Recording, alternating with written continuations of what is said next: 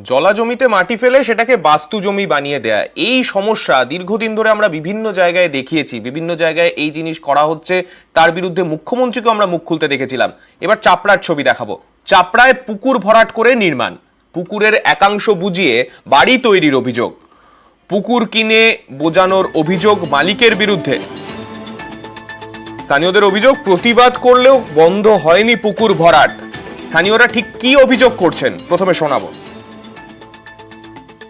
পুকুর ভরাটের এলাকার যত জল, সেই জলগুলো কোথায় যাবে বলেন? সাধারণ মানুষ যে চান টান করতে আসছে, কেন সরকার টান করতে পারবে না, রাস্তার জলগুলো করতে পারে না, এই পুকুরটায় ভরাট করছে, এটা খুব খারাপ জিনিস। এগুলো আমরা নিষেধ করা সত্ত্বেও আবারও তারা কনস্ট্রাকশন চালিয়ে যাচ্ছে।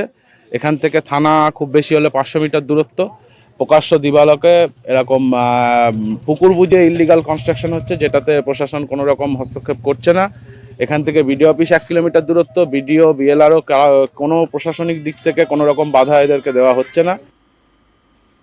আমাদের সঙ্গে রয়েছেন আমাদের প্রতিনিধি সমীর রুদ্র। সমীরের কাছে যাব। সমীর, এই জায়গায় যে ঘটনা ঘটছে, এই যে মালিক যিনি, যার বিরুদ্ধে এই অভিযোগগুলো উঠছে, সেই মালিকের পরিচয় কি? মানে তিনি কি, তার পেছনে কি কোনো রাজনৈতিক বা কোনো মদত রয়েছে যার জন্য তিনি এই কাজ এইভাবে দিনে দুপুরে করতে পারছেন?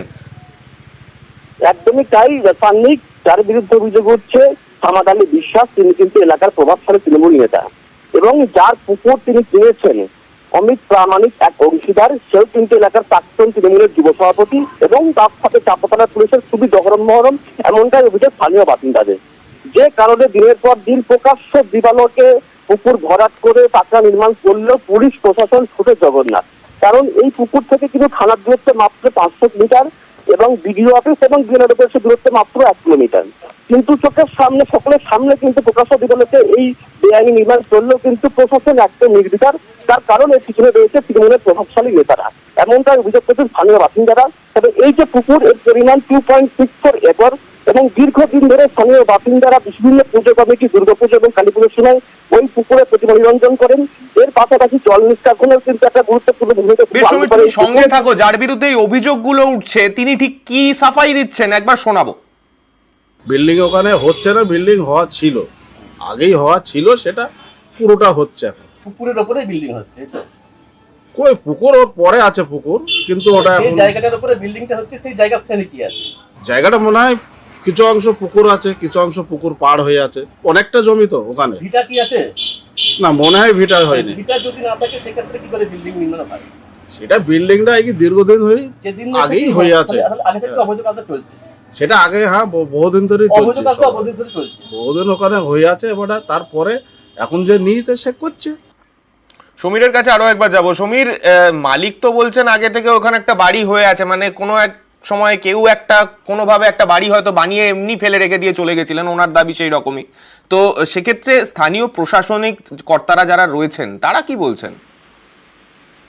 দেখো, এখানে থেকে স্থানীয় পঞ্চায়েতের উপপ্রধান, তিনি বলছেন যে আমাদের কাছ থেকে কোনো রকম জমি বাড়ি করার জন্য অনুমতি দেওয়া হয়নি, এবং পুকুরের শ্রেণী যেটা রয়েছে কাগজে কলমে, সেখানে বাড়ি করতে গেলে পরে সেই পুকুরের শ্রেণী পরিবর্তন করা হয়, তার জন্য কোনো রকম আবেদন করা হয়নি। ফলে পুরো প্রক্রিয়াটা কিন্তু অবৈধভাবে হয়েছে, এবং যার বিরুদ্ধে অভিযোগ করতে তিনি যেহেতু দাবি করছেন দীর্ঘদিন ধরে অবৈধ কারবার চলছে, তার কারণে কিন্তু এখানে সেই পুকুরের আরো এক মালিক অমিত প্রামাণিক, কারণ তিনি ছিলেন কিন্তু এলাকার তৃণমূলের যুব সভাপতি প্রাক্তন। ফলে তার প্রভাবের কারণে কিন্তু দীর্ঘদিন ধরে এই অবৈধ কাজ চললেও প্রশাসন কোনো ব্যবস্থা নেয়নি, এবং যে স্থানীয় পঞ্চায়েতে কিন্তু অসহায়, কারণ তারও দেখেন স্থানীয় পঞ্চায়েতের উপপ্রধান, তারও কিন্তু দাবি অবিলম্বে পুকুর বন্ধ করতে হবে, কিন্তু তিনি অসহায় কার্যত, সে প্রশাসনের দ্বারস্থ হয়ে কোনো এখনো পর্যন্ত সুরাহা পাননি। সান্নিক, বেশ, ধন্যবাদ।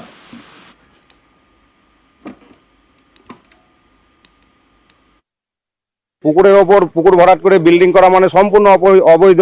আমরা এখন আপাতত প্রশাসনের কাছে যাব, প্রশাসনের কাছে গিয়ে আবেদন করব যে জিনিসটা যাতে বন্ধ করা যায়, কিংবা যতটা জোর করে গেঁথেছে সেটা যাতে ভেঙে চুরে আবার সেটাকে আগের মতো করে দেওয়া যায়, সেই ব্যবস্থাটা করব।